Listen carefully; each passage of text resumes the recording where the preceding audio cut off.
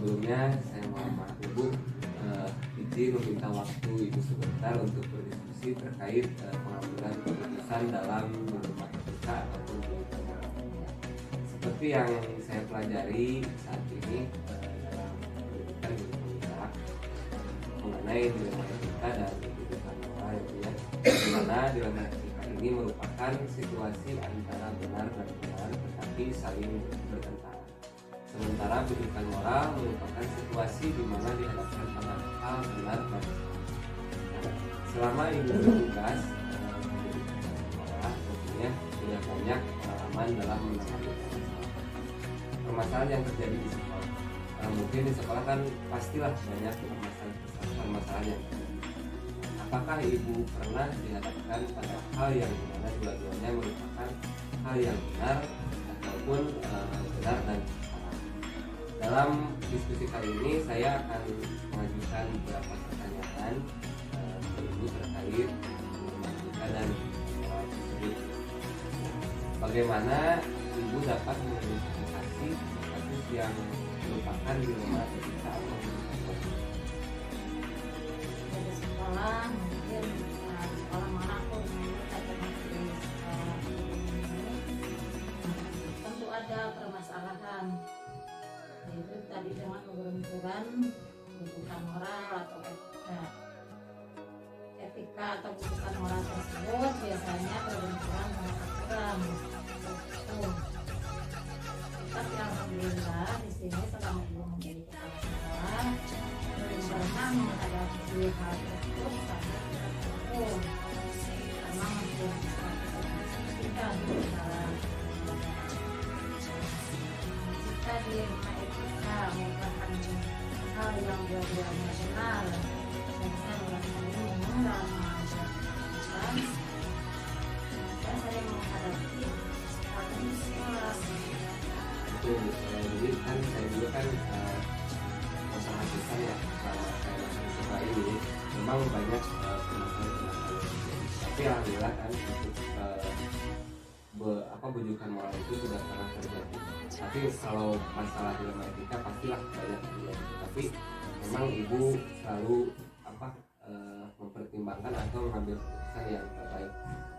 Nah kemudian bagaimana Ibu menjalankan pengambilan keputusan di sekolah, terutama untuk kasus-kasus di mana ada dua kepentingan yang sama-sama benar dan atau sama-sama mengandung nilai kebajikan. Dalam situasi tersebut, Assalamualaikum Ibu. Selamat pagi Ibu.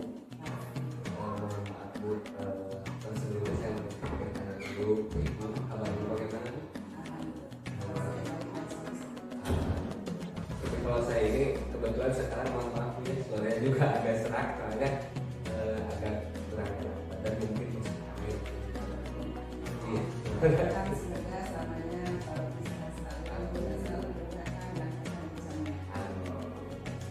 Sebelumnya Ibu saya minta maaf karena saya kebetulan sekarang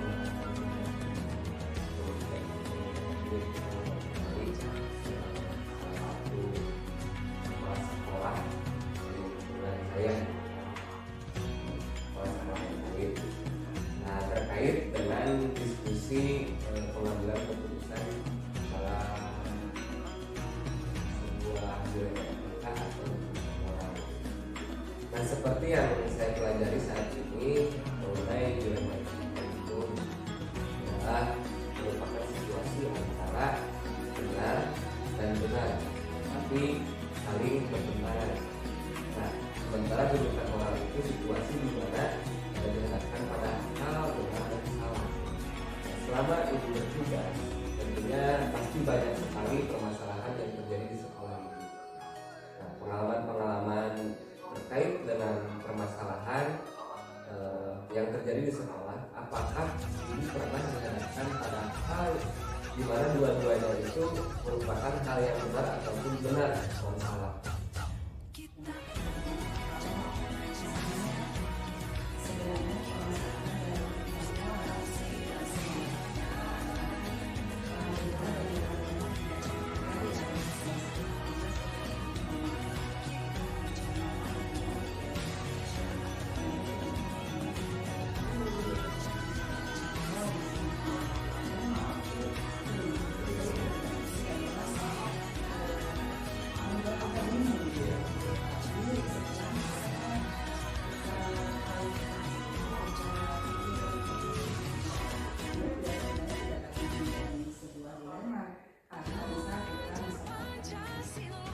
berarti kalau aku pembicaraan itu alhamdulillah tidak ada yang berisiko dan jangan pernah terjadi gitu ya.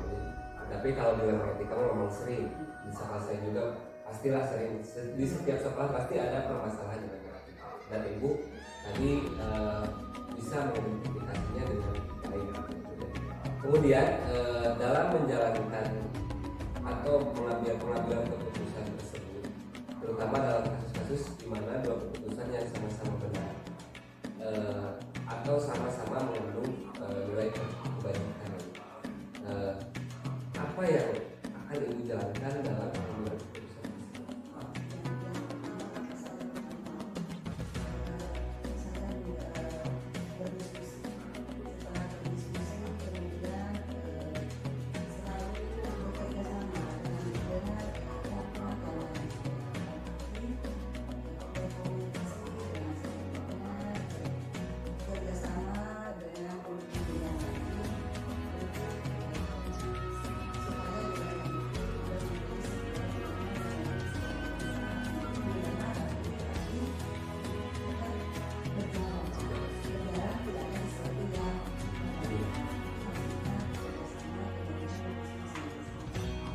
Intinya berarti kalau ibu dalam pengambilan keputusan itu ibu juga itu seperti liburan saya kan, terus kemanusiaan. Nah, adapun mencapai tujuan tersebut atau ibu dalam mengusahakan suatu masalah pengambilan keputusan yang itu terdapat langkah-langkah dalam langkah-langkah apa seperti apa yang dilakukan selama ini dalam pengambilan keputusan ini?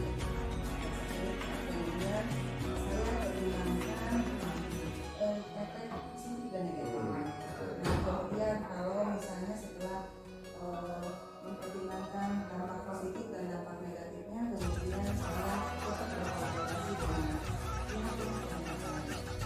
Selanjutnya saya juga selalu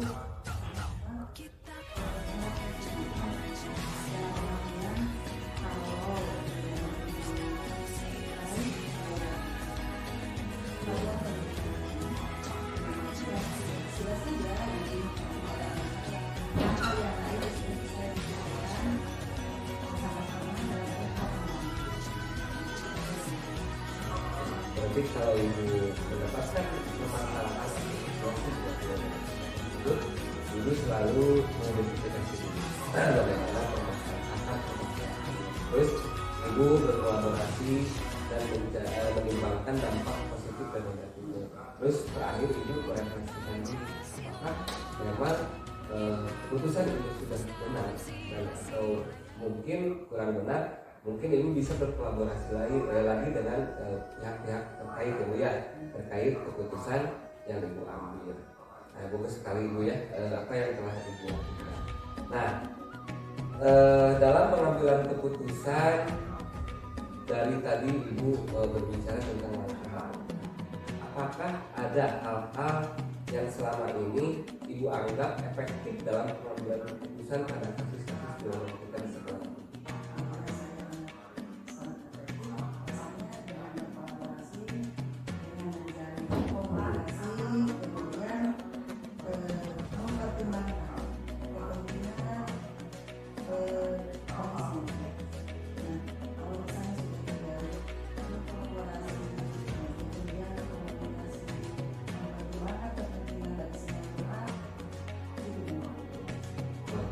Jadi memang kolaborasi dan komunikasi mungkin itu menjadi memang di sekolah saya juga sama, memang itu langkah yang paling efektif untuk cara pengambilan.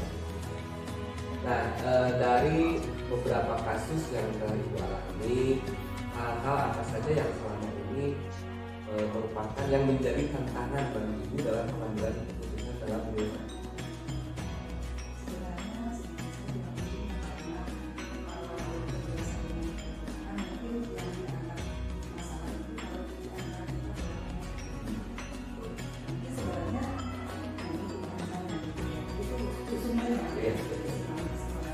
Sama-sama di rumah tangga ya, dia di sekolah itu kan memang keluarga. Kalau memang ada apa yang mau kita ambil dari masalah tersebut, keputusan apa yang diambil silakan.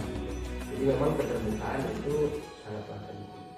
Nah, pada pengambilan keputusan atau ibu mencari solusi dalam pengambilan keputusan dalam etika, apakah ibu mempunyai jadwal-jadwal tertentu atau ibu bisa menyelesaikan permasalahan tersebut pada waktu itu juga, atau ada prosedur lain yang ibu lakukan?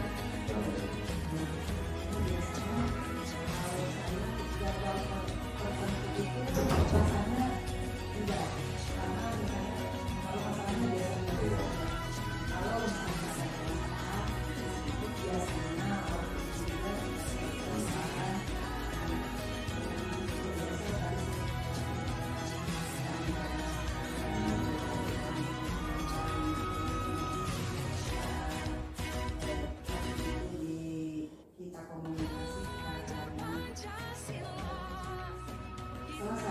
Itu misalnya kalau misalnya ada lagi yang harus dikerjakan, kita berkomunikasi dan apabila tidak menjadi suatu yang ini gitu. Jadi kalau ada permasalahan ya sedikit kita selesaikan dan tidak suatu prosedural kita mau ini jam sekian di tempat itu ini pertanyaannya biasa. Berarti Biasanya ada kekeluargaan dengan menjalin komunikasi dengan kasih sayang, dan waktu itu biasanya kita menunggu waktu yang lama, istilahnya kalau sudah lama dipuyem di engine. Berarti sifatnya kondisional saja. Kalau memang masalahnya masih bisa diselesaikan pada waktu itu ya pada waktu itu. Kalau memang harus menambah waktu, ya mungkin besok kita selesaikan. Kalau secara prosedural misalnya harus dikoordinasikan atau dikomunikasikan dengan pihak yang lain, misalnya dengan pengawas atau misalnya itu mungkin menunggu waktu prosedural. Tapi kalau memang situasi yang biasanya waktu itu tidak, karena waktunya kita orang lain. Jadi dari sekolah di Jadi memang kondisional saja ya Pak ya. Nah, dari beberapa faktor-faktor dari beberapa pihak yang ibu sebutkan tadi, adakah seseorang atau faktor-faktor tertentu yang selama ini mempermudah atau membantu ibu dalam pengambilan keputusan dalam pengambilan?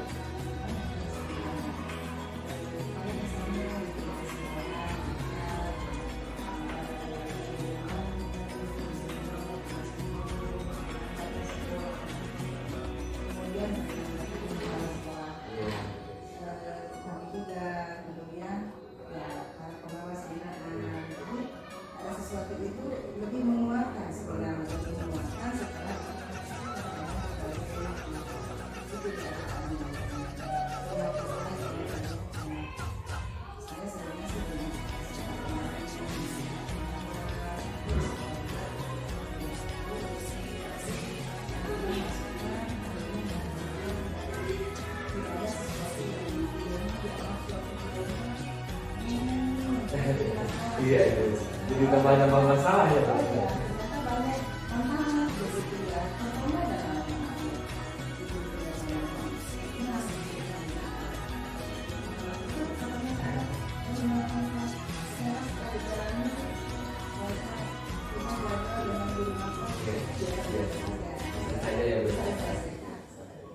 Memang kalau saya lihat ya Bu, sekolah ini memang keluarganya sangat bagus sekali. Kan saya sering juga memperhatikan kalau saya main ke sini, keluarganya bagus sekali gitu. Terus ibu juga kan di organisasi K3S, di organisasi PGRI, di Bubus, ibu itu sangat berperan kan sebagai bendahara kalau tidak salah yang memang perannya bagus sekali. Nah, dari semua hal yang ibu sampaikan tadi, mungkin banyak pembelajaran yang didapat ya atau dipetik dari pengalaman ibu mengambil keputusan. Apa yang pengalaman yang dari pengalaman tersebut yang bisa ibu petik dari pengalaman yang tadi ibu ceritakan? dalam setiap prosedur yang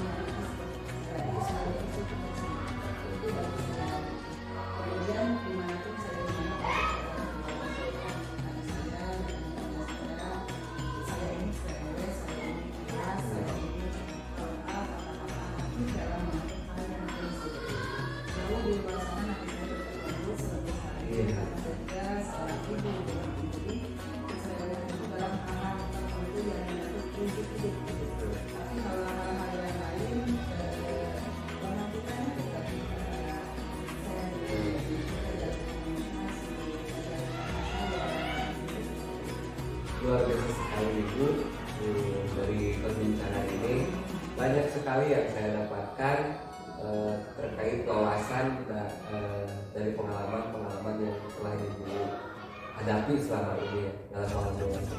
Memang saya sendiri sering memperhatikan bagaimana kepemimpinan ibu gitu kan di sekolah.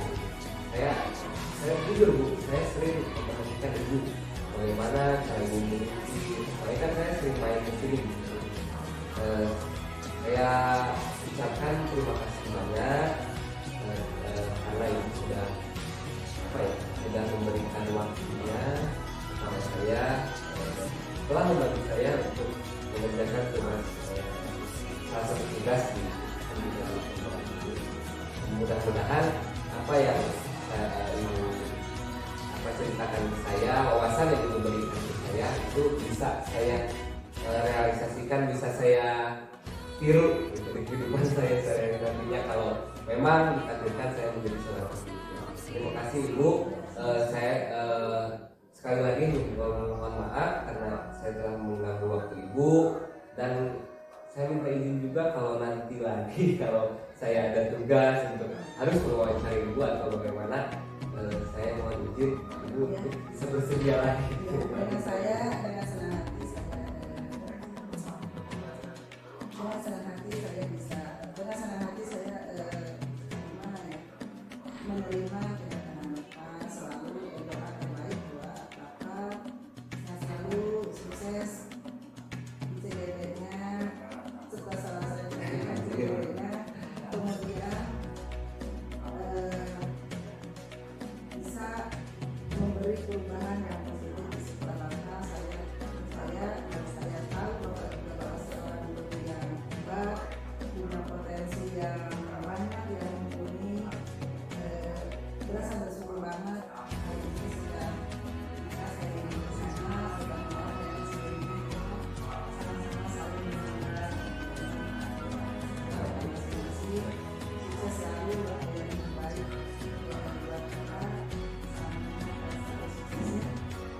Terima kasih Bu ya. Ibu sehat selalu. Assalamualaikum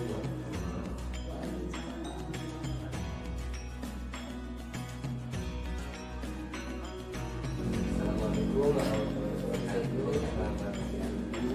Waalaikumsalam warahmatullahi wabarakatuh. Selamat siang juga Pak. Bagaimana kabarnya Ibu? Alhamdulillah baik. Ya. Soalnya udah terlihat Ibu kamu itu kelihatannya memang sekarang sudah banget kayaknya. Ya mudah-mudahan memang mudah-mudahan memang itu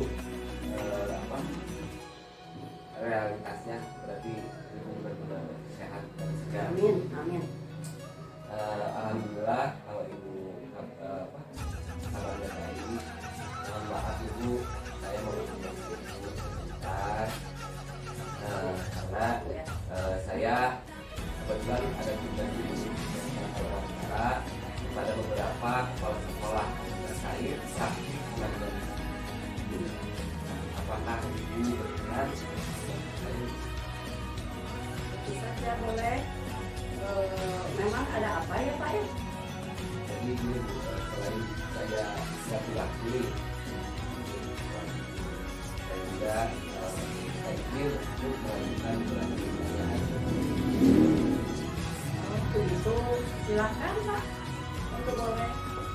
Jadi begini, ini kan sudah cukup lama yang menjadi kepala sekolah. Dan saya juga waktu datang ke sini, ibu itu sudah menjadi kepala sekolah di sekolah. Iya. Dan saya mengenal baiklah bagaimana kinerja ibu. Tentu ibu memiliki banyak pengalaman ya. Jadi selama perjalanan ibu menjadi kepala sekolah, apakah pernah ibu mengalami permasalahan yang membuat ibu merasa dilema semakin sedikit dalam perjalanannya? Oh itu. Kalau permasalahan di tiap sekolah pun juga pasti ada Pak. Apalagi saya sudah cukup lama menjadi kepala sekolah, hampir sekitar 6 tahun ya. Ya, saya juga pernah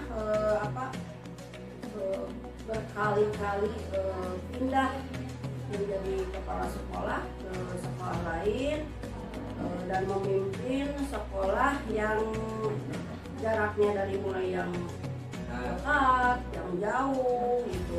Pasti di tiap sekolah ada saja permasalahannya. Hal yang saya hadapi itu yang membuat saya menjadi dilema.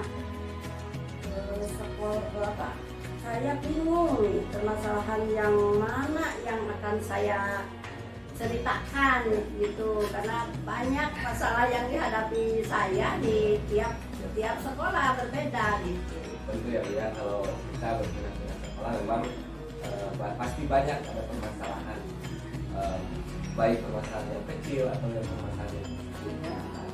Nah, ini juga cukup lama ya Bu ya, berarti sekitar tahun ya. Iya, iya.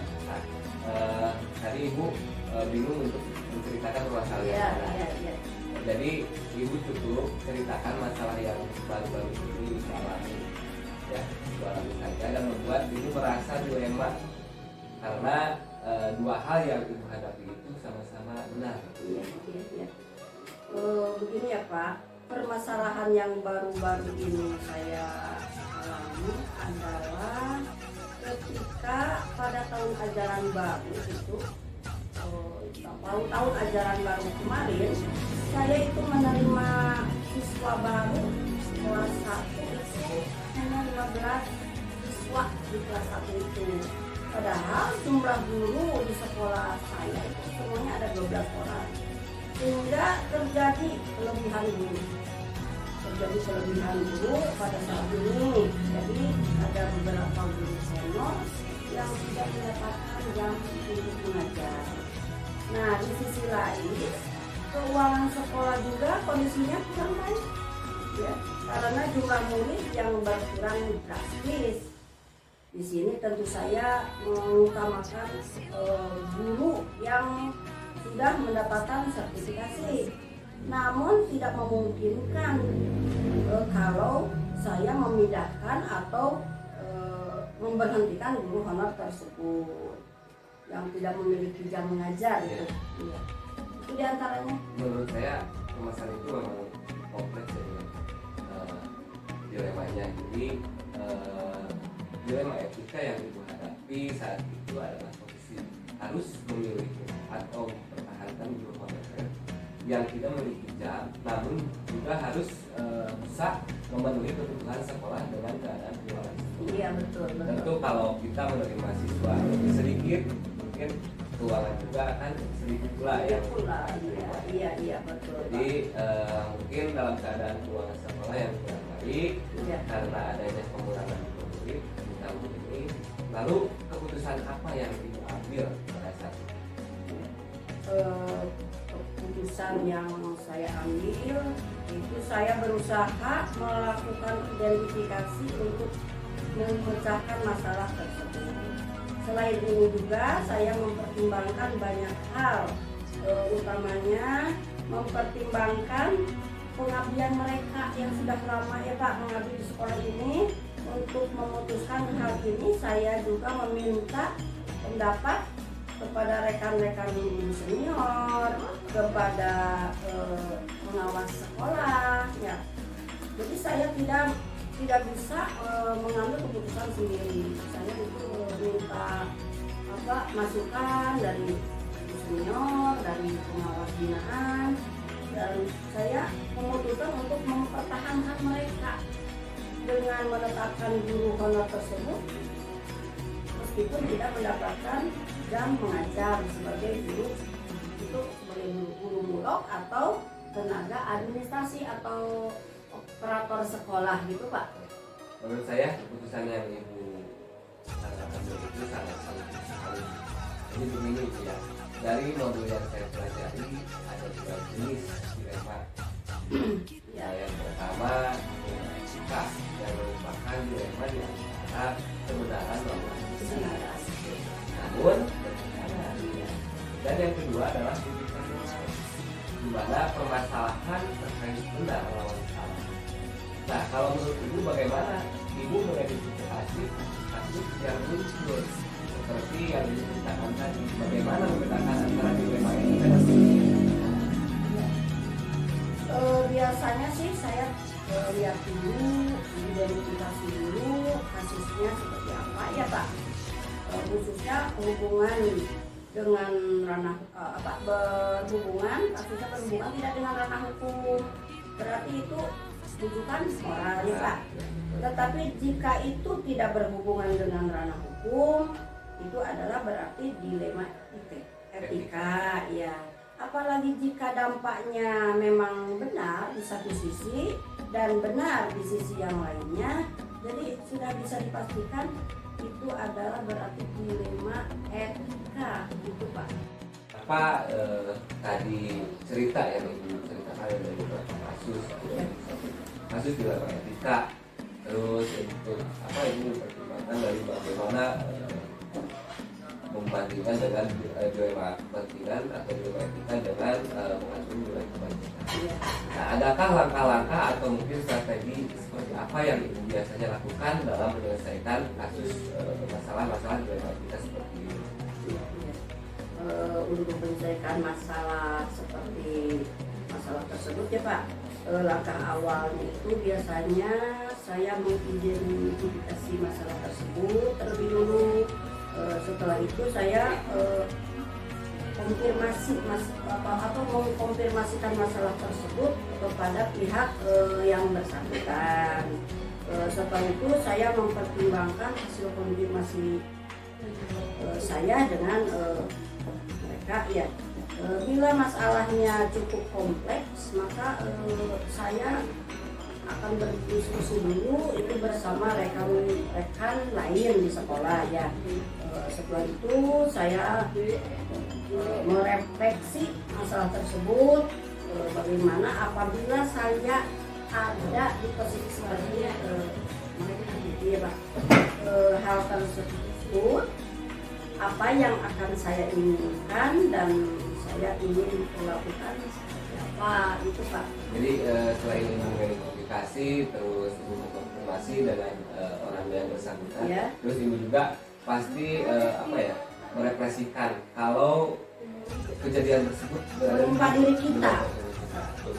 Jadi bagaimana nih kalau posisi tersebut ada di posisi kita, pasti merasakan dilema ya. Iya. Nah, dari beberapa langkah-langkah dan prosedur yang telah dilakukan, ada nggak hal-hal yang dianggap efektif atau lebih efektif dalam pengambilan keputusan pada kasus-kasus ini? Menurut saya dalam membangun komunikasi yang baik itu merupakan hal yang paling penting, malah sangat penting ya. Kita harus komunikasi, selalu berkomunikasi dengan pihak lain ya, atau semua pihak yang berkepentingan, sehingga mereka tahu apa yang terjadi pada diri kita dan kita pun akan tahu apa yang terjadi pada diri mereka gitu. Selain itu juga itu saya memberikan kebijakan bagi guru tersebut untuk memenuhi jam mengajarnya, untuk mencari jam mengajar di sekolah lain. Tapi tidak keluar dari sekolah. Iya, tidak. Ibu memberi kebijakan mencari jam mengajar untuk memenuhi jam mengajar mereka. Jadi menurut Ibu yang paling efektif itu adalah komunikasi. Iya, komunikasi itu sangat penting.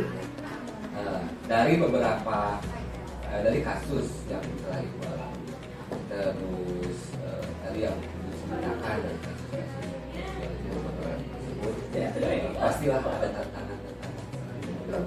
Nah, dari kasus tadi, adakah tantangan-tantangan yang dihadapi dalam mengambil keputusan masalah di depan kita yang Setiap masalah itu pasti selalu ada tantangannya Pak ya. Salah satu tantangannya menurut saya adalah jika tidak ada keterbukaan ya dari salah satu pihak itu. Jadi kasus-kasus dilema seperti itu memerlukan keterbukaan utamanya Pak dari semua pihak dalam menyelesaikan masalah. Jadi tantangannya jika tidak ada keterbukaan berarti ketertutupan itu Iya. merupakan tantangannya. Tantangannya ketertutupan. Solusinya itu Keterbukaan. harus Iya. sebaliknya. Nah, apakah ibu memiliki sebuah aturan atau jadwal tertentu dalam pengambilan keputusan dari suatu hal? Misalkan kalau hari ini ibu ada masalah di sana, apakah hari itu juga ibu langsung selesaikan atau ibu membuat jadwal untuk penyelesaian masalah tersebut? Kalau jadwal tertentu mungkin tidak ada ya Pak ya. Namun kalau prosedur itu pasti ada. Seperti yang sebelumnya sudah saya jelaskan kepada Bapak bahwa kita harus mengidentifikasi terlebih dahulu apa masalahnya. Apabila saya merasa perlu hal tersebut akan saya konsultasikan kepada yang terlebih dulu, misalkan kepada rekan-rekan senior, kepada bapak pengawas misalkan. Itu merupakan langkah bagi saya untuk mencari solusi terbaik dari semua pihak, gitu Pak. Jadi jadwal tertentu kan tidak ada ya, Pak? Tidak, kondisional gitu ya. kan? Kalau bisa sekarang ini ya kenapa tidak kan? Iya. Tapi ibu untuk apa ya, menjalankan prosedurnya, mencari atau berkonsultasi dengan rekan sejawat, sama guru kepala sekolah dan pengawas bina, begitu Pak. Nah, ibu kan tadi sudah menyebutkan orang-orang yang telah ibu anggaplah untuk menjadi konsultan atau konsultasi, bukan? Iya. Nah, dari orang-orang tersebut adakah seseorang yang selama ini mempermudah atau membantu ibu dalam pengambilan keputusan dalam kasus-kasus tertentu? Dalam mengambil keputusan ya saya tidak bisa mengambil keputusan sendiri. Itu saya selalu berkonsultasi dengan pihak lain atau rekan-rekan sesama, misalkan kepala sekolah, ya rekan-rekan guru senior kalau di sekolah ya, dan juga pada Pak Pengawas gitu. Saya selalu itu berkomunikasi. Jadi menurut ibu seseorang yang ibu anggap bisa mempermudah membantu ibu dalam menyelesaikan sebuah masalah itu di rekan-rekan sekolah dan bapak pengawas. Iya. Atau mungkin guru-guru senior. Iya. Nah, mungkin dari beberapa pertanyaan yang saya berikan kepada ibu tadi, saya banyak sekali pengalamannya sangat luas sekali. Tapi saya mempunyai pertanyaan terakhir ke ibu, buat ibu. Nah, dari semua hal yang telah disampaikan, pembelajaran apa yang dapat dipetik dari pengalaman ibu mengambil begini ya Pak, intinya itu kita harus membangun, harus selalu berkomunikasi dengan pihak lain, baik dengan teman sejawat atau dengan pengawas gitu ya Pak ya. Dan selain itu juga kita harus membangun empati dengan orang yang bekerja sama dengan kita. Dengan demikian maka kerjasama kita dalam memajukan dunia pendidikan akan terwujud dengan baik gitu Pak. Mungkin pembelajaran dari apa dapat ya dari pembicaraan ini, ibu menyimpulkan bahwa dalam setiap ada permasalahan harus dibangun komunikasi yang baik. Iya betul. Ibu terima kasih ya Bu ya waktunya. Dan Sama-sama. saya mohon maaf Bu, saya agak kurang sehat gitu ya, mungkin masuk angin atau kecapean, suara saya juga serang-serang Iya. Semoga cepat sembuh aja. Amin. Saya ucapkan terima kasih sekali lagi kepada ibu yang banyak-banyaknya karena ibu telah membantu saya. Iya. Dan saya harapkan, saya mohon ke ibu untuk selalu menerima saya kalau saya meminta bantuan ke ibu ya. Itu selalu terbuka. Iya, terima kasih Bu ya. Ibu sehat-sehat selalu. Amin. Mungkin saya pamit dulu ya Bu ya. Iya. Assalamualaikum warahmatullahi wabarakatuh. Waalaikumsalam warahmatullahi wabarakatuh.